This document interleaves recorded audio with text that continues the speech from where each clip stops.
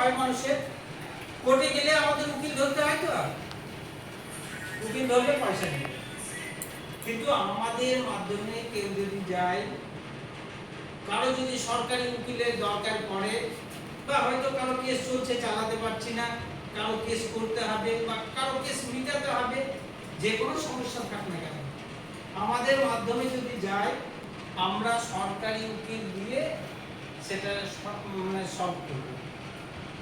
তাহলে কেস করতে হবে, আমার পয়সা নেই তো, আমি তো উকিল ধরতে পারবো না, আর উকিল ধরলে তো আমার টাকা দিতে হবে, আমরা উকিল দিব, কোনো পয়সা নেই, সরকারি উকিল কাজ করবে। অনেকে জেলখানায় আছে, বাড়ির সঙ্গে যোগাযোগ হচ্ছে না, বা বাড়ির সঙ্গে যোগাযোগ হচ্ছে, পয়সা নাই, বেরোবে কি করে? আমরা ওখানেও সরকারি উকিল দিয়ে উদ্ধার করার ব্যবস্থা করি।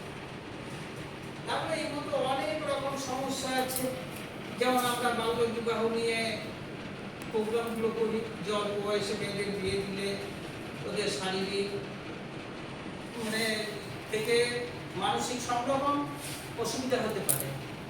অল্প বয়সে বাচ্চা হলো,